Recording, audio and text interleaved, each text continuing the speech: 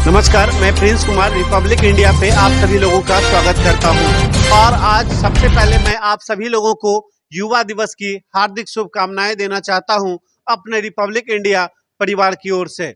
और हम आप लोगों को ये कहीं ना कहीं आज का दिन खास करके नौजवान पीढ़ी के लिए वास्तव में आज का दिन एक सरप्राइज दिन है, एक ऊर्जा का दिन है। एक ऊर्जा दिवस के रूप में भी अगर हम इसे कह दें तो उसमें भी कहीं कोई कमी नहीं होगी, क्योंकि स्वामी विवेकानंद का जो व्यक्तित्व रहा है वो कहीं ना कहीं सारे नौजवानों को आज भी इंस्पायर करता है, प्रभावित करता है। और आज भी नौजवान अगर अपने जीवन में असफल होकर कुछ और महसूस करते हैं तो उन्हें एक बार स्वामी विवेकानंद की यादें जरूर आती है। और स्वामी विवेकानंद को याद करके, उनके व्यक्तित्व को याद करके वो युवा अपने ऊर्जा को अपने अंदर भरकर फिर से एक नई ताजगी, नई जोश, नई जुनून के साथ अपने जिंदगी का शुरुआत करते हैं नए तरीके से। और वो जिंदगी का शुरुआत करके अपने मंजिल तक पहुंचते हैं। ये है स्वामी विवेकानंद का व्यक्तित्व। और भी अगर हम बातें करें तो ये इस ओर ले जाते हैं लोगों को, ये व्यक्तित्व इस ओर लोगों को ले जाते हैं कि कोई व्यक्ति अगर समुद्र रूपी गहराई में डूब रहा है, अगर स्वामी विवेकानंद का व्यक्तित्व को अपना ले तो आसमान जैसी ऊंचाइयों तक भी पहुंच सकता है। इसलिए मैं सभी नौजवान साथियों से यह कहना चाहता हूं कि आप सभी लोग स्वामी विवेकानंद के व्यक्तित्व को अपनाकर अपने जिंदगी में लगातार उन्नति करें, लगातार प्रगति करें, ताकि हमारा देश जल्द से जल्द, ज्यादा से ज्यादा आगे बढ़ सके। और भी अगर हम कुछ बातें करें तो उस समय को याद कीजिए जिस समय स्वामी विवेकानंद एक सम्मेलन में भाग लेने के लिए अमेरिका तक पहुंचे थे। और उस अमेरिका में सड़क के किनारे बैठकर स्वामी विवेकानंद कुछ अपनी तैयारी कर रहे थे सम्मेलन को लेकर। और वहां के लोगों ने, अमेरिकन लोगों ने इन्हें कहा कि जिस व्यक्ति को कपड़ा पहनने की कला ना पता हो वो अपनी संस्कृति सिखाने आया है, वो अपनी सभ्यता बताने आया है। उनका उपहास किए लोग, उनका कहीं ना कहीं वहां पे अपमान किए लोग इस तरीके का सेंटेंस को व्यक्त करके। लेकिन जब स्वामी विवेकानंद ने आप सम्मेलन में मंच पे आए तो मंच पे आने के बाद कहीं ना कहीं उन्हें ऐसा लगा और वो अपनी संस्कृति और सभ्यता को इस रूप में रिप्रेजेंट किए कि वास्तव में उस सेमिनार में लोगों को लगा, उस सम्मेलन में लगा कि ये वास्तव में एक ऊर्जा का केंद्र है हिंदुस्तान। और हिंदुस्तान का वहां पे एक ऐसा परिचय दिए, एक ऐसा प्रस्तुति दिए कि वो उसी समय से हमारा हिंदुस्तान ऋषियों का गुरु कहलाने लगा और विश्व गुरु की ओर अग्रसर हो चुका।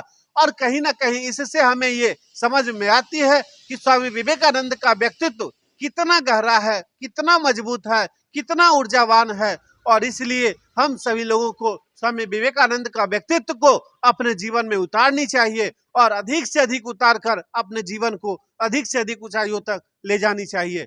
तो मैं और भी खबर को लेकर आपके साथ आऊंगा। इसी तरीके से आप मेरे साथ बने रहें। नमस्कार। पहले सभी दर्शकों को यह युवा दिवस के रूप में जो स्वामी विवेकानंद का आज जन्मदिन है और इस दिन को पूरा देश युवा दिवस के रूप में मनाते हैं। और यह दिन वास्तव में युवाओं के लिए एक सरप्राइज सा दिन है, एक सडनली सा दिन है जो युवाओं को जोश भर देता है। और कहीं ना कहीं आज भी देखा जाए तो 50% से एभव युवाओं का, लगभग अगर देखा जाए तो 70 से 80% युवाओं का आदर्श अगर कोई है तो वो हमारे स्वामी विवेकानंद हैं। और हम सीन को दिखाएंगे उन्हीं के जन्मदिन के अवसर पे। यहाँ पे हमारे यहाँ इधर की स्थिति को आप दिखाएं। साकार हर्ष के प्रांगण में विवेकानंद का जन्मदिन को युवा दिवस के रूप में यहाँ पे लोग मनाए हैं। और अंदर की स्थिति से भी मैं आपको रूबरू कराता हूँ, जहाँ पे आप देखें हमारे बीच यहाँ के मैनेजमेंट व्यवस्थापक भी हमारे साथ हैं। और हम अंदर की स्थिति को भी दिखाएंगे कि स्वामी विवेकानंद जो पूरे देश ही नहीं, पूरे युवा ही नहीं, बल्कि पूरे विश्व को एक ऐसा मार्गदर्शन देने का काम किए हैं जिससे आज भी पूरा देश और पूरा विश्व इनके चरण में आकर झुक जाता है। और कहीं ना कहीं उन सभी लोगों को ये रियलाइज होता है कि अगर व्यक्तित्व हो किसी के अंदर तो विवेकानंद जैसा व्यक्तित्व हो। और आज भी वास्तव में देश के नौजवानों में अगर किसी चीज की वास्तव में जरूरत है तो वो स्वामी विवेकानंद के व्यक्तित्व की जरूरत है। कहा जाता है कोई भी व्यक्ति का मौत होता है, व्यक्तित्व का नहीं।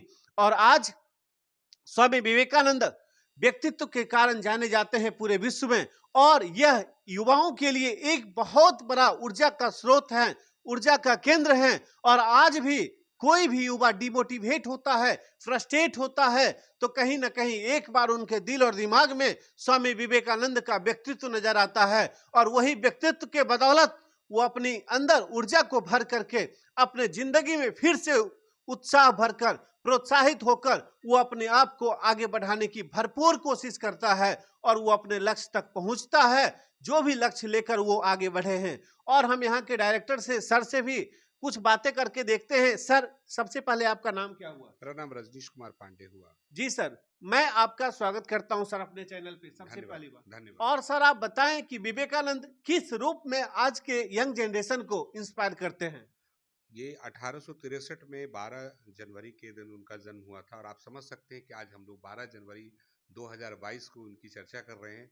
ये अपने आप में ही ये बताता है कि विवेकानंद कितने हमारे लिए प्रासंगिक हैं और विवेकानंद हमारे सांस्कृतिक और आध्यात्मिक चेतना के अग्रदूत हैं। और आप जो भी व्यक्ति, बहुत से सामान्य भाषा में इन्होंने हिंदी और अंग्रेजी में अपनी बातों का एक्सप्रेस किया, शिकागो सम्मेलन हुआ, इन सारी चीज़ों को अगर आप स्टडी करें आज की युवा, तो उनको आज भी लगेगा कि उनके आज के प्रश्न का समाधान अगर कहीं है तो स्वामी विवेकानंद के अध्ययन करने से मिल जाएगा। तो ऐसे लोग ही तो युग पुरुष होते हैं जिनके प्रभाव हम काफ़ी लंबे समय तक देखते हैं। और हम लोग साकार हर्ब्स क्लिनिक, हम लोग एक स्वास्थ्य संस्थान है, बट हम लोग कई एक वर्षों से इनके 12 जनवरी को हम लोग मनाते आ रहे हैं वर्षों से, और आज भी हमने मनाया है। हालांकि कोरोना के कारण हम लोग बहुत बड़ा आयोजन नहीं कर पाए। चलिए, बहुत बहुत धन्यवाद सर कि आप हमारे देश के, हमारे राष्ट्र के और पूरे विश्व के नौजवानों को एक स्वामी विवेकानंद का व्यक्तित्व को लगातार जगाने में आपका जो प्रयास है, ये बिल्कुल सराहनीय प्रयास है। और हम सभी लोगों से ये अपील करेंगे, कहीं ना कहीं विवेकानंद का जो भी व्यक्तित्व, जो भी स्टेटमेंट दिया गया है, उसे हम लोग फॉलो करके अपने जिंदगी को बहुत अधिक ऊंचाइयों तक पहुंचा सकते हैं। और कहीं ना कहीं इन्हीं के कारण कहा गया है, आप याद कर सकते हैं, इन्होंने शिकागो सम्मेलन का जिक्र किया।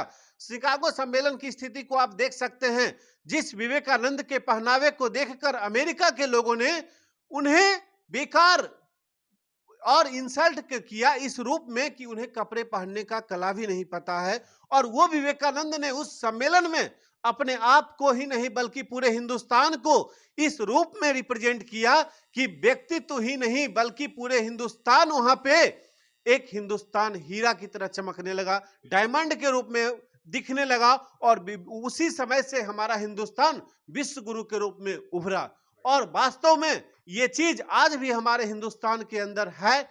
बस जरूरत है हमारे प्यारे नौजवान साथियों से, आग्रह है मेरा कि आप सभी लोग विवेकानंद के व्यक्तित्व को अपनाकर अपने जिंदगी को सफल बनाएं। और मैं विशेष बातें आपसे आने वाले समय में फिर करूंगा। आज के लिए इतना ही, नमस्कार।